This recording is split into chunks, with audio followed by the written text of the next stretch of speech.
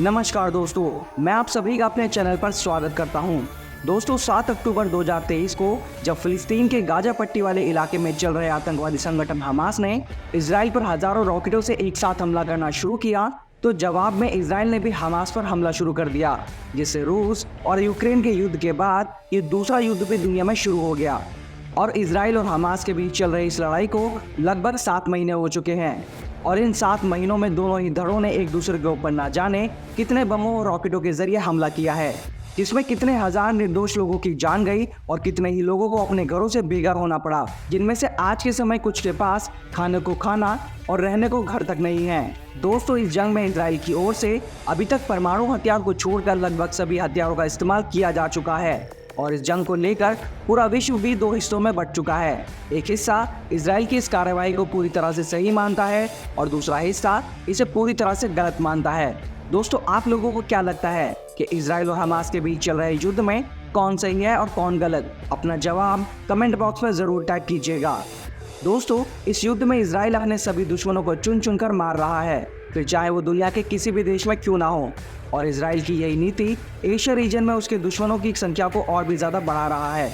और अब इजराइल को अपना दुश्मन मानने वाले देशों के लिस्ट में एक देश का नाम और भी जुड़ गया है। इस देश का नाम है ईरान। दोस्तों यहाँ आपके मन में भी ये सवाल ज़रूर आया होगा कि ईरान और इजराइल के बीच दुश्मनी कब शुरू हुई। तो दोस्तों हमने आपको पहले भी बताया है कि इजराइल अपने दुश्मनों को चुन चुन कर मारता है और इजराइल ने हाल ही में ऐसा ही किया है, जिसमें इजराइल ने सीरिया में ईरान की एम्बेसी पर एक एयर स्ट्राइक करके उसे खंडर बना दिया था। दरअसल इजराइल को ये खुफिया जानकारी मिली थी कि ईरान ने हमास के आतंकवादियों को अपनी इस एम्बेसी में पनाह दे रखी है और इसीलिए इजराइल ने बिना देर किए सीरिया में ईरान की एम्बेसी पर एयर स्ट्राइक कर दी, जिसमें ईरान के राजदूत समेत उसके टॉप मिलिट्री लीडर्स की भी मौत हो गई। और इस हादसे के बाद ही ईरान के supreme leader Syed Ali Husaini Khomeini ने इजराइल से बदला लेने की कसम खा ली है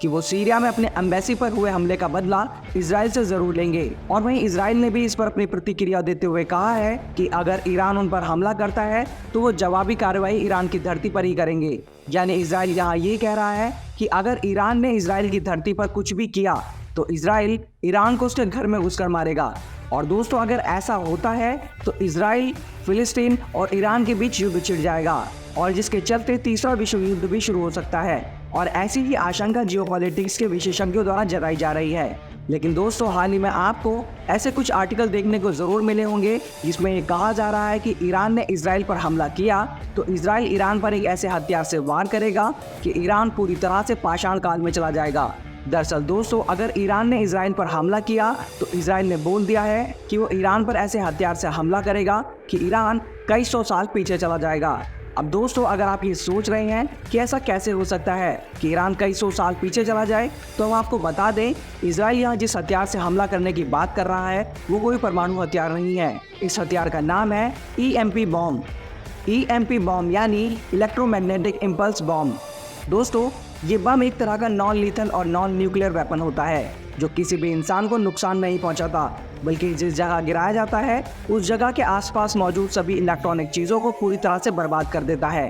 अब आप इस बात से अंदाज़ा लगा सकते हैं कि अगर इस बॉम्ब को किसी देश की इलेक्ट्रिक नेशनल ग्रिड के ऊपर गिरा दिया जाता है तो ये बॉम्ब बिना किसी विस्फोट के कितनी ज़्यादा तबाही मचा सकता है। तो दोस्तों आज की वीडियो में हम इजराइल द्वारा बनाए गए इसी बॉम्ब पर बात करेंगे और साथ ही जानेंगे कि क्या भारत के पास भी इसी तरह का कोई बॉम्ब मौजूद है। दोस्तों आज की वीडियो काफ़ी ज़्यादा इन्फॉर्मेटिव और इंटरेस्टिंग होने वाली है, इसलिए वीडियो में आखिर तक बने रहिएगा। लेकिन वीडियो में आगे बढ़ने से पहले अगर आप यहाँ तक वीडियो को देखते हुए आ गए हैं और आपको वीडियो अच्छी लगी है तो वीडियो को लाइक, शेयर और चैनल को सब्सक्राइब करना ना भूलें। चलिए दोस्तों शुरू करते हैं। दोस्तों वैसे तो इजराइल ने हमास से निपटने के लिए हर तरह के हथियार का इस्तेमाल कर लिया है और जिसमें उसे काफ़ी ज़्यादा सफलता भी मिली है और धीरे धीरे इजराइल ने आधे से भी ज़्यादा गाजा पट्टी पर अपना कब्जा कर लिया है। लेकिन दोस्तों ईरान के साथ इजराइल उन हथियारों का इस्तेमाल नहीं कर सकता जिनका इस्तेमाल वो हमास पर कर रहा था, क्योंकि ईरान हमास की तरह कोई आतंकवादी संगठन नहीं है बल्कि एक देश है जो सैन्य रूप से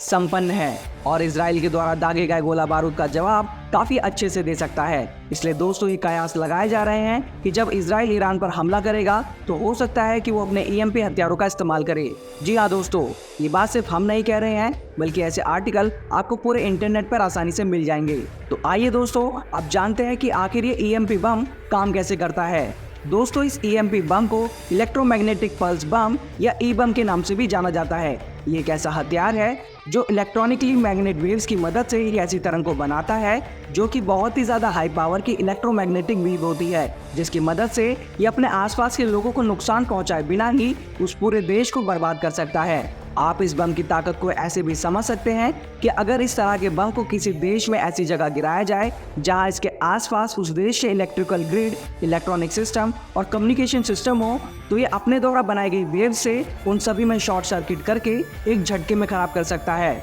और कोई भी देश इन सभी सुविधाओं के बिना एक ही झटके में पूरी तरह से घुटनों पर आ जाएगा और बिना बिजली उस देश की इंटरनेट सेवाओं के साथ साथ कंप्यूटर और दूसरे सभी इलेक्ट्रॉनिक सिस्टम भी किसी काम के नहीं रह जाएंगे। और दोस्तों ये हम सभी को पता है कि किसी भी मिसाइल, परमाणु बम और सभी डिफेंस सिस्टम समेत रक्षा के अधिकतम उपकरणों के प्रयोग के लिए बिजली की आवश्यकता होती है। अगर इजराइल ने इस बम का प्रयोग ईरान के खिलाफ युद्ध में कर दिया तो कुछ समय के लिए वह ईरान को वापस पाषाण युग में भेज देगा। दोस्तों वैसे तो आज तक कभी भी इस तरह के बॉम्ब का इस्तेमाल नहीं हुआ है, लेकिन ऐसा कहा जाता है कि इस बॉम्ब के इस्तेमाल में किसी भी इंसान की जान नहीं जाएगी। और अब अगर बात करें कि इस तरह के हथियार किन किन देशों के पास हैं, तो अभी तक किसी भी देश ने इस तरह के हथियार को बनाने का दावा नहीं किया है, लेकिन विशेषज्ञों का मानना है कि इजराइल, अमेरिका और ग्रेट ब्रिटेन ने इस तरह के हथियारों को डेवलप कर लिया है, लेकिन आज तक भी पूरी दुनिया से इस तरह के हथियारों को छुपा कर रखा गया है। दोस्तों अब तो आपको ये समझ में आ ही गया होगा कि हथियार कितना ज़्यादा खतरनाक है। तो आपके मन में भी ये सवाल तो आया ही होगा कि जब इस बम को अभी तक टेस्ट नहीं किया गया है तो हम इसके बारे में इतना भरोसे से कैसे कह सकते हैं कि बहुत ही घातक हो सकता है। तो दोस्तों यहाँ मैं आपको बता दूं कि अमेरिका के वॉशिंगटन शहर के हेल्थ डिपार्टमेंट द्वारा publish report on radiation protection में ये बताया गया है कि अगर 1.4 टन का ईएमपी बॉम्ब अमेरिका के कैंसस शहर पर 250 मील ऊपर से गिराया जाए तो इस बॉम्ब से निकलने वाली ईएमपी वेव्स पूरे अमेरिका कॉन्टिनेंट में सभी इलेक्ट्रॉनिक सिस्टम्स को तबाह कर देंगी। दोस्तों इसी रिपोर्ट में आगे ये भी बताया गया है कि जब 1962 में अमेरिका ने समुद्र में न्यूक्लियर टेस्ट किया था, जो इस रिपोर्ट के अनुसार उन्होंने टेस्ट इसलिए किया था कि एक परमाणु बम का समुद्री इन्वायरमेंट पे क्या असर पड़ता है इसकी जांच कर सके। इसमें इन्होंने 1.4 टन की परमाणु हथियार को टेस्ट किया था और इस बम से निकलने वाली शॉक वेव्स को हवाई आइसलैंड तक महसूस किया गया था। तो अगर इसी तरह का ईएमपी बम ब्लास्ट किया जाए तो पूरे अमेरिकन कॉन्टिनेंट में मौजूद सभी इलेक्ट्रॉनिक सिस्टम को तबाह कर देगा। दोस्तों अगर आपके मन में भी ये सवाल आ रहा है कि क्या कोई देश इस ई बॉम्ब से अपने इलेक्ट्रॉनिक ग्रिड को बचा नहीं सकता,